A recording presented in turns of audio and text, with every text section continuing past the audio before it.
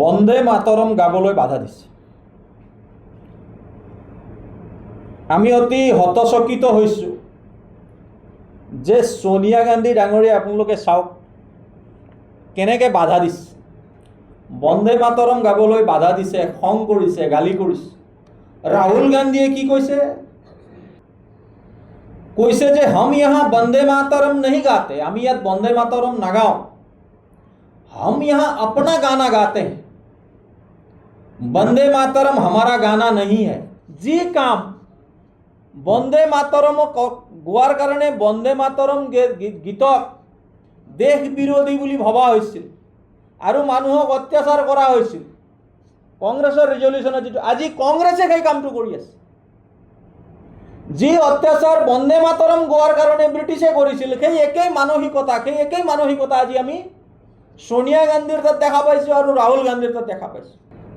ভাৰতত যি বংগ বিভাজন কৰা হ'ল, এই বংগ বিভাজনৰ যি আন্দোলন, সেই আন্দোলনত বন্দে মাতৰমে মানুহৰ মাজত এক ব্ৰিটিছ বিৰোধী অস্ত্ৰৰূপে কাম কৰিছিল। আৰু আমি সকলোৱে জানো যে কেৱল বন্দে মাতৰম গোৱাৰ কাৰণেই ছাত্ৰসকলক, আন্দোলনকাৰীসকলক জেলত ভৰাই থোৱা হৈছে। এই বন্দে মাতৰম গীতটিক লৈ আমি আজি 80 বছৰ পিছত, ভাৰতে স্বাধীনতা পোৱাৰ 80 বছৰ পিছত, যি দলে নিজকে তাহানিৰ স্বাধীনতা আন্দোলনৰ সেই কংগ্ৰেছৰ উত্তৰসূৰী বুলি দাবী কৰে, তেওঁলোকে নিজৰ স্বাধীনতা দিৱসৰ কাৰ্যসূচীৰ দিনা বন্দে মাতৰম গাওঁতে সেই কংগ্ৰেছৰ পৰা মুছলিম লীগলৈ পৰ্যবেক্ষিত হোৱা দলৰ মালিকনী সোনিয়া গান্ধী ডাঙৰীয়ানে আপোনালোকে ভিডিঅ' দেখিছে চাগে, যে কেনেকৈ বন্দে মাতৰম গাবলৈ বাধা দিছে। আমি অতি হতচকিত হৈছোঁ যে সোনিয়া গান্ধী ডাঙৰীয়া আপোনালোকে চাওক কেনেকৈ বাধা দিছে। বন্দে মাতৰম গাবলৈ বাধা দিছে, খং কৰিছে, গালি কৰিছে। কিমান চিৰিয়াছ বিষয় হ'ব পাৰে। যি দলে নিজকে সেই আন্দোলন কৰা দলৰ উত্তৰসূৰী বুলি দাবী কৰা দলটোৱে আজি বন্দে মাতৰম গাবলৈ বাধা দিছে আৰু গোৱাৰ কাৰণে খং কৰিছে, গালি কৰিছে। কেৱল সেয়াই নহয়, এই কাৰ্যসূচী শেষ হোৱাৰ পিছত ৰাহুল গান্ধীয়ে কি কৈছে? কৈছে যে हम यहाँ বন্দে মাতৰম नहीं गाते, আমি ইয়াত বন্দে মাতৰম নাগাওঁ, हम यहाँ अपना गाना गाते हैं, বন্দে মাতৰম हमारा गाना नहीं है।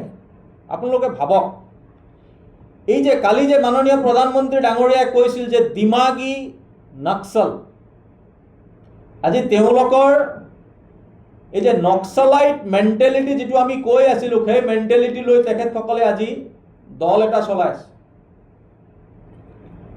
এই গীত সাধাৰণ গীত নহয়। এই গীতক লৈ কংগ্ৰেছৰ এটা দীঘলীয়া ৰিজলিউশ্যন আছে। কলিকতা 1937 অধিৱেশনৰ এটা ৰিজলিউশ্যন আছে। মই অকণমান আপোনালোকলৈ পঢ়ি দিছোঁ।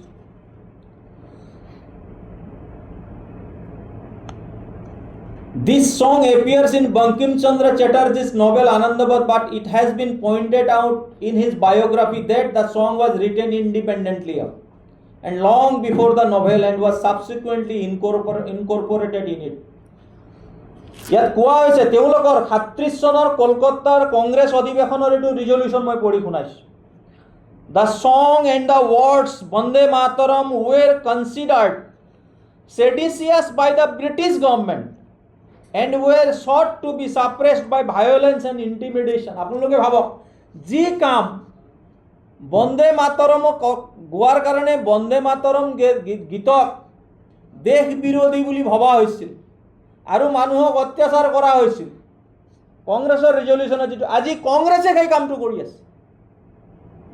যি অত্যাচাৰ বন্দে মাতৰম গোৱাৰ কাৰণে ব্ৰিটিছে কৰিছিল, সেই একেই মানসিকতা আজি আমি সোনিয়া গান্ধীৰ তাত দেখা পাইছোঁ আৰু ৰাহুল গান্ধীৰ তাত দেখা পাইছোঁ।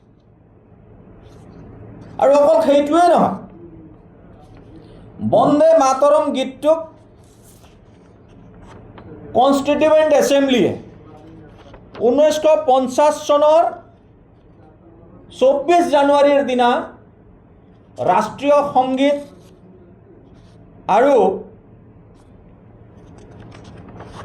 জনগণমন আৰু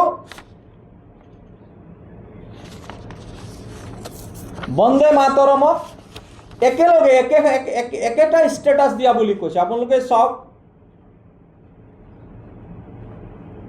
ডক্টৰ ৰাজেন্দ্ৰ প্ৰসাদে কৈছে, on 24 January 1950, Dr. Rajendra Prasad addressed the Constituent Assembly. There is one matter which has been pending for discussion, namely the national anthem.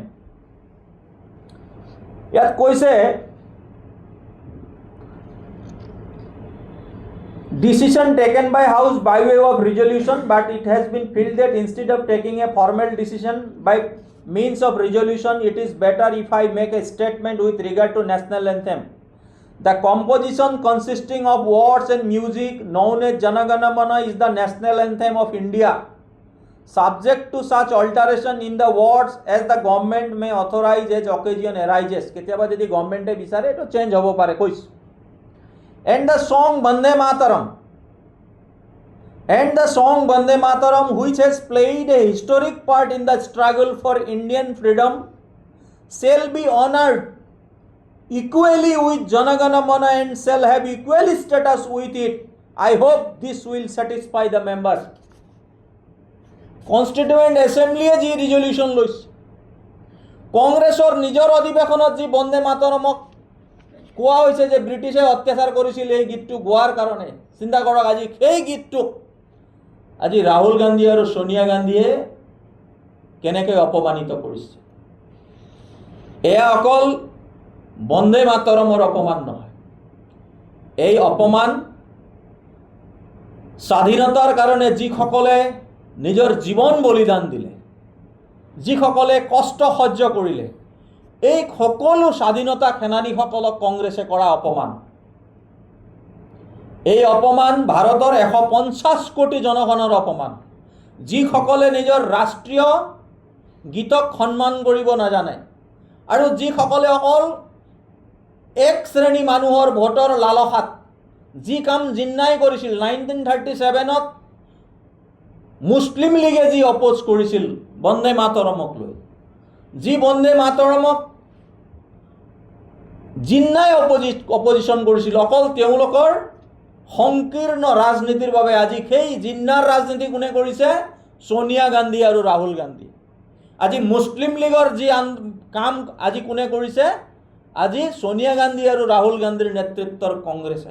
সেইকাৰণে আমি আজি কংগ্ৰেছক প্ৰশ্ন কৰিব বিচাৰিছোঁ যে তেওঁলোকৰ ক'বলৈ গ'লে আজি ভাৰতৰ এটা ৰাষ্ট্ৰীয় দল হিচাপে থকাৰ কি যুক্তি আছে?